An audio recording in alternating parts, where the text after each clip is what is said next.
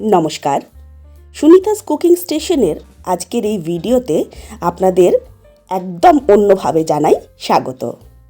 আজকে এই ভিডিওটা শুরু করার আগে প্রথমে ভেবেছিলাম যে আমার যে বাড়ির পাশে ছোট্ট একটা বাগান রয়েছে একফালি, সেটার একটা ট্যুর দেব আপনাদের। কিন্তু তারপরে দেখলাম ভিডিওটা এত লম্বা হয়ে যাচ্ছে, তখন আপনারাই আবার আমাকে বলবেন যে কেন এত লম্বা ভিডিও করেছেন। তাই আজকে যাকে নিয়ে আমার এই ভিডিও, শুরুতেই তাকেই দেখালাম। হ্যাঁ, আমার বাগানের এই ছোট্ট আম গাছটাতে আজ 4 বছর পরে প্রথম ফলন হয়েছে। বেশি না, 6টাই মাত্র হয়েছিল, তার 3টে এখনও গাছে রয়েছে আর 3টে পাড়া হয়ে গিয়েছে। এই গাছের আম দিয়েই আজকে চলুন বানাবো গ্রীষ্মকালের সবার প্রিয় এবং সবার খুব পছন্দের আম পোড়ার শরবত। দেখতেই পাচ্ছেন একদম কাঁচা আম আমি নিয়ে নিয়েছি ধুয়ে, আর তার সাথে নিয়েছি পুদিনা পাতা। বেশ অনেকটা পুদিনা পাতা আমি এখানে ভালো করে ধুয়ে বেছে পরিষ্কার করে নিয়ে নিয়েছি। এই পুদিনা পাতাটার আমি একটা পেস্ট বানাবো।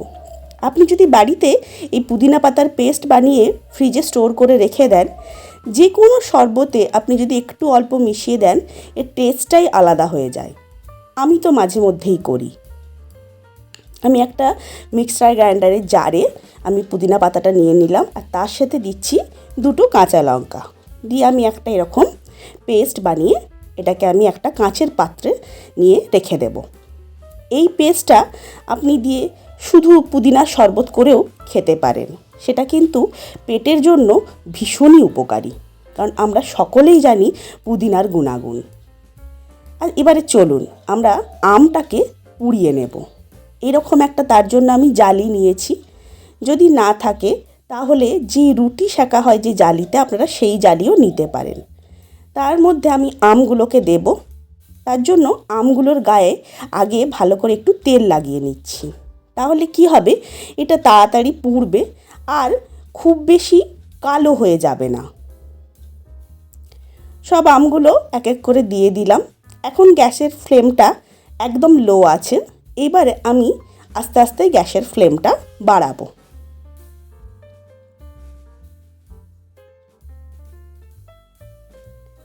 এই জালিটা ধরে এদিক ওদিক করে একবার করে মাঝে মধ্যে ঘুরিয়ে দিতে হবে, যাতে সব জায়গায় ফ্লেমটা ভালোভাবে যায়। দেখুন, দেখতেই পাচ্ছেন কি সুন্দর পুড়ে যাচ্ছে একটা একটা করে সাইড। একটু কালো যতক্ষণ পর্যন্ত না হচ্ছে ততক্ষণ পর্যন্ত কিন্তু এই পোড়াটা ঠিকঠাক হবে না। যদি বাড়িতে একটা এরকম চিমটে থাকে, চিমটের সাহায্যে এরকম ধরে ধরে মাঝে মধ্যে ঘুরিয়ে ঘুরিয়ে এটাকে পুড়িয়ে নেবেন। দেখুন, আমগুলো আমার পোড়ানো হয়ে গিয়েছে। এবারে আমগুলোকে আমি একটা পাত্রে জলের মধ্যে নিয়ে নিয়েছি। এরপরে আমি এর খোলাটাকে ছাড়িয়ে নেব।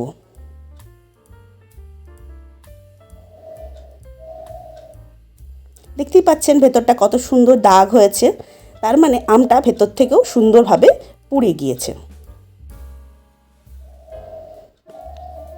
অনেকে কাঁচা আমেরও শরবত বানিয়ে খান, কিন্তু এই আম পোড়ার শরবতটার একটা আলাদাই টেস্ট রয়েছে। আর গ্রীষ্মকালে বাড়িতে একটু আম পোড়ার শরবত হবে না, তা কি হয় বলুন? দেখুন, আমি সব আমের খোলাগুলো ছাড়িয়ে নিয়েছি। এইবারে এই আমগুলো থেকে আমাকে উপরের যে পাল্পটা রয়েছে, যে শাঁসটা রয়েছে, সেটা এরকমভাবে চামচের সাহায্যে পিল করে নিতে হবে। পুড়ে যাওয়ার ফলে এটা খুব নরম হয়ে যায়, তাই এটা পিল করতে খুব একটা অসুবিধে হবে না।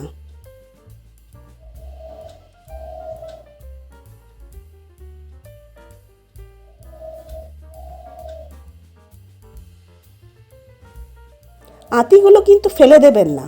আঁতিগুলোতে কিন্তু যথেষ্ট পরিমাণে শাঁস লেগে থাকে, তাই টক বা অন্যান্য কাজেও কিন্তু ব্যবহার করে নিতে পারেন। মোটামুটি 3টে আমেরই আমার পাল্প বের করা হয়ে গিয়েছে।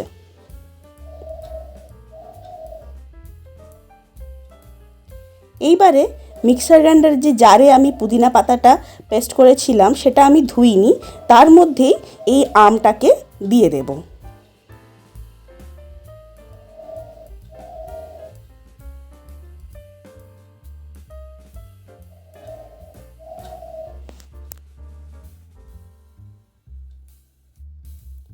এরপরে এর মধ্যে আমি দেব 2 চামচ পরিমাণে এই পুদিনা পাতা বাটাটা, একদম ভর্তি ভর্তি 2 চামচ দেব।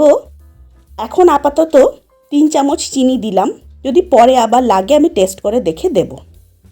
আমার কাছে পিঙ্ক সল্ট ছিল, আমি সেটাই দিলাম, না থাকলে অবশ্যই বিট লবণ দেবেন। আর দিচ্ছি অল্প পরিমাণে জল।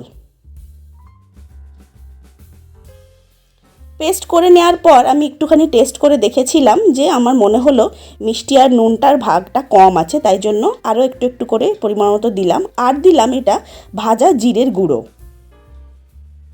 আবারও একটু জল দিয়ে এটাকে আবারও একটা পেস্ট বানিয়ে নেব।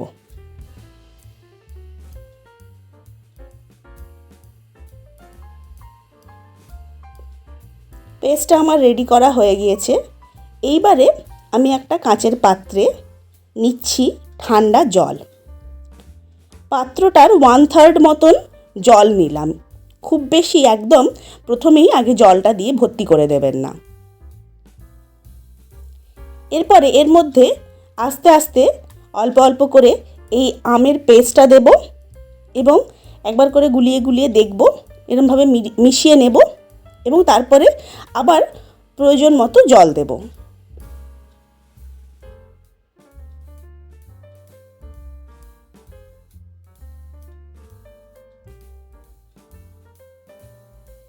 আমি একবার টেস্ট করে দেখলাম যে আমের স্বাদটা কতটা পাওয়া যাচ্ছে।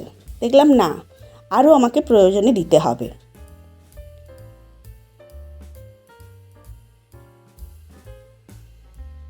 একবারে পুরো আমের এই পেস্টটা আর তার সাথে একবারে অনেকটা জল দিয়ে দিলে কিন্তু হবে না।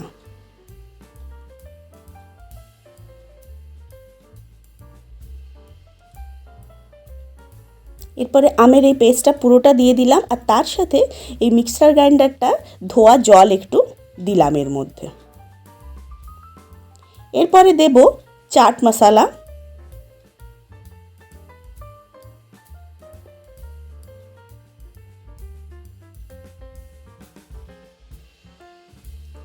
চাট মশলাটা দেওয়ার পর আবারও ভালো করে মিশিয়ে নেব।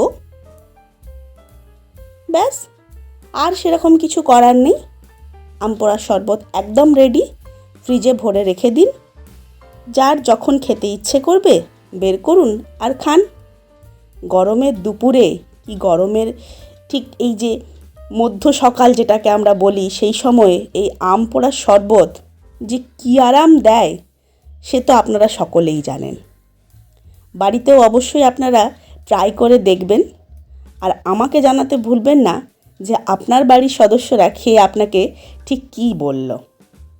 উপর থেকে অল্প পরিমাণে একটু লঙ্কার গুঁড়ো আর একটা পুদিনা পাতা দিয়ে এটাকে সাজিয়ে সকলের সামনে পরিবেশন করুন। আর আমার রান্না যদি আপনাদের ভালো লাগে তাহলে আমার চ্যানেলটিকে লাইক, শেয়ার এবং সাবস্ক্রাইব করতে ভুলবেন না। সকলে সুস্থ থাকবেন, ভালো থাকবেন, অবশ্যই আমার পাশে থাকবেন। অনেক অনেক ধন্যবাদ।